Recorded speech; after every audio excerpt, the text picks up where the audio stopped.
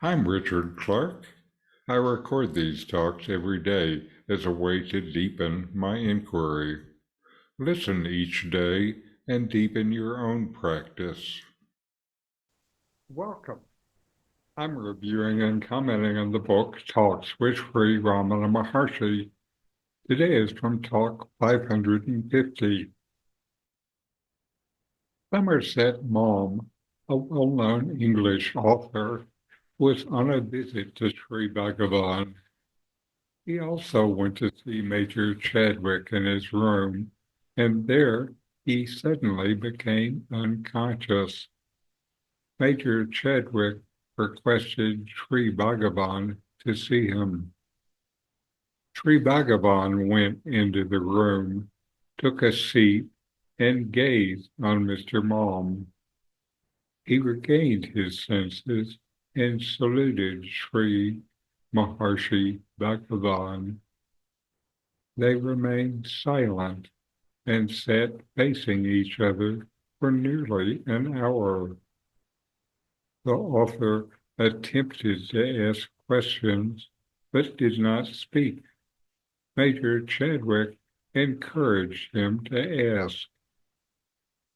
Sri Bhagavan said, "All finished. Heart talk is all talk. All talk must end in silence only." They smiled, and Sri Bhagavan left the room. This dialogue with Somerset Maugham highlights one of the central teachings of Ramana Maharshi, the primacy of silence as the ultimate communication of truth. Maugham, a celebrated author, finds himself overwhelmed in Sri Ramana's presence. His initial loss of consciousness and subsequent silence reveal something profound. The limitations of verbal or intellectual engagement when confronted with a sage rooted in self-realization. Maugham's unconscious state and later silence can be seen as like a surrender of the mind's dominance. In the presence of someone who abides fully in the self, the layers of ego, thought, and identity dissolve, leaving space for an unspoken connection, what Ramana refers to as heart talk. This phrase does not describe an exchange of ideas or emotions, but points to the direct, nonverbal communion of being.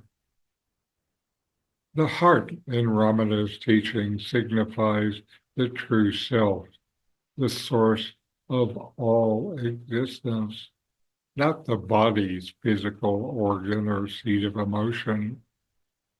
When the heart speaks, words are unnecessary. It communicates through silence, the language of pure consciousness. I think it is direct knowledge of the seeker's own self. This is knowledge and being, consciousness as being itself. When Mom attempts to speak but cannot, even with Chadwick's encouragement, remains quiet, it reflects the inadequacy of words in capturing or expressing the essence of the self. Words worked by giving limited views. Your being, the self, is not limited, so words don't work. Questions which come from the mind's desire to grasp or analyze lose relevance in the face of direct experience and knowledge. Ramana's response, all finished. Heart talk is all talk. All talk must end in silence only. Underscores this.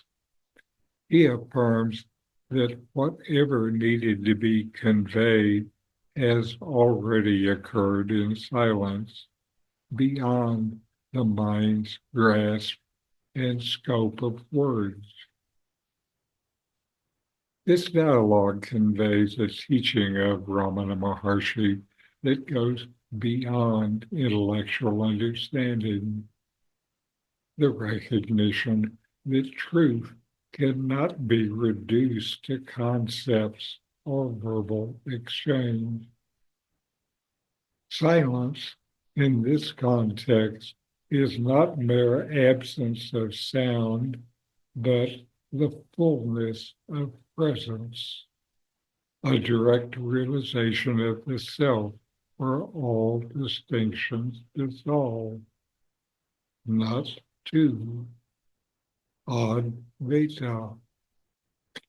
This talk offers an invitation to explore silence not as emptiness, but as the presence of your true self.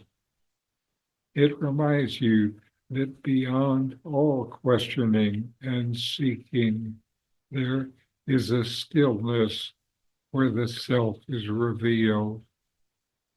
And in that stillness, all answers reside without being spoken.